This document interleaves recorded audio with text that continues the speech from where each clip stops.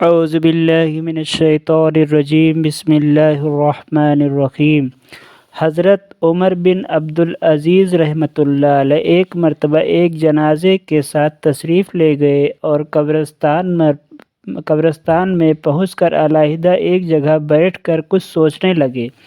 کسی نے عرض کیا، امیر المومنین، آپ اس جنازے کے ولی تھے، آپ ہی علیحدہ بیٹھ گئے؟ فرمایا، ہاں، مجھے ایک قبر نے آواز دے دی اور مجھ سے یوں کہا، اے عمر بن عبدالعزیز رحمۃ اللہ علیہ، تو مجھ سے یہ نہیں پوچھتا کہ میں ان آنے والوں کے ساتھ کیا کیا کرتی ہوں؟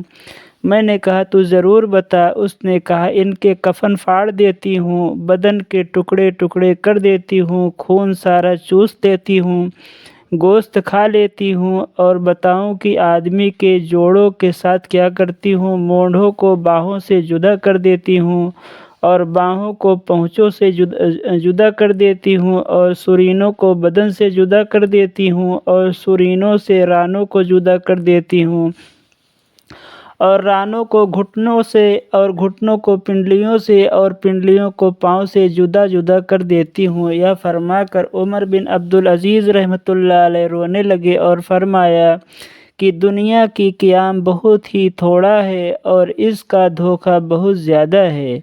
اس میں جو عزیز ہے وہ آخرت میں ذلیل ہے، اس میں جو دولت والا ہے وہ آخرت میں فقیر ہے، اس کا جوان بہت جلد بوڑھا ہو جائے گا، اس کا زندہ بہت جلد مر جائے گا، اس کا تمہاری طرف متوجہ ہونا تم کو دھوکے میں نہ ڈال دے، حالانکہ تم دیکھ رہے ہو یہ کتنی جلدی منہ پھیر لیتی ہے، اور بے وقوف وہ ہے جو اس کے دھوکے میں پھنس جائے۔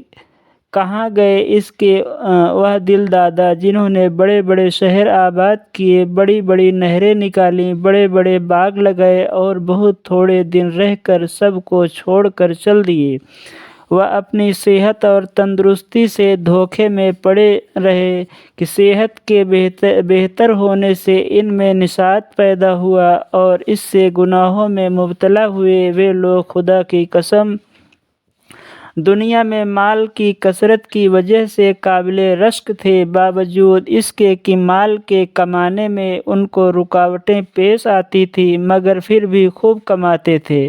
ان پر لوگ حسد کرتے تھے، لیکن وہ بے فکر مال کو جمع کرتے رہتے تھے، اور اس کے جمع کرنے میں ہر قسم کی تکلیف کو خوشی سے برداشت کرتے تھے۔ لیکن اب دیکھ لو کہ مٹی نے ان کے بدنوں کا کیا حال کر دیا، اور خاک نے ان کے بدنوں کو کیا کیا بنا دیا، کیڑوں نے ان کے جوڑوں اور ان کی ہڈیوں کا کیا حال کر دیا۔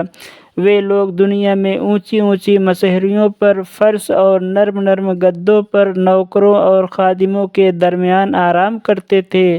عزیز و قریب، رشتہ دار، پڑوسی ہر وقت دلداری کو تیار رہتے تھے، لیکن اب کیا ہو رہا ہے؟ آواز دے کر ان سے پوچھو کیا گزر رہی ہے۔ غریب امیر سب ایک میدان میں پڑے ہوئے ہیں۔ ان کے مالدار سے پوچھ کہ اس کے مال نے کیا کام دیا، ان کے فقیر سے پوچھ ان کے فقر نے کیا نقصان دیا، ان کی زبان کا حال پوچھ جو بہت چہکتی تھی، ان کی آنکھوں کو دیکھ جو ہر طرف دیکھتی تھی، ان کی نرم نرم کھالوں کا حال دریافت کر، ان کے خوبصورت اور دلربا چہروں کا حال پوچھ کیا ہوا، ان کے نازک بدن کو معلوم کر کہاں گیا، اور کیڑوں نے ان سب کا کیا حشر بنایا، ان کے رنگ کالے کر دیے، ان کا گوشت کھا لیا، ان کے منہ پر مٹی ڈال دی، اعضاء کو الگ الگ کر دیا، جوڑوں کو توڑ دیا۔ آہ، کہاں ہیں ان کے وہ خدام جو ہر وقت حاضر ہوں جی کہتے تھے؟ کہاں ہیں ان کے وہ خیمے اور کمرے جن میں آرام کرتے تھے؟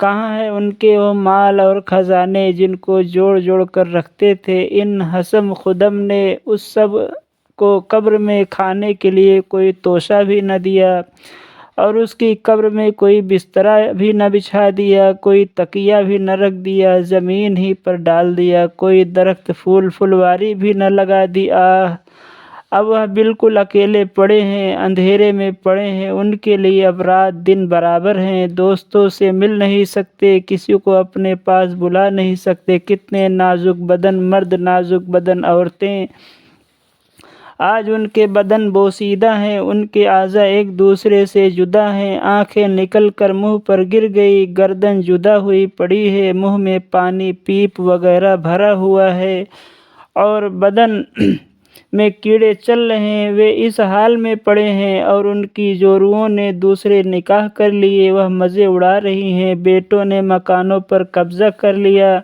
وارثوں نے مال تقسیم کر لیا، مگر خوش نصیب ایسے بھی ہیں جو اپنی قبروں میں بھی لذتیں اڑا رہے ہیں، تر و تازہ چہرے کے ساتھ راحت و آرام میں ہیں۔ لیکن یہ وہی لوگ ہیں جنہوں نے اس دھوکے کے گھر میں اس گھر کو یاد رکھا، اس کی امیدوں سے اس کی امیدوں کو مقدم کیا اور اپنے لیے توشہ جمع کر دیا اور اپنے پہنچنے سے پہلے اپنے جانے کا سامان کر دیا۔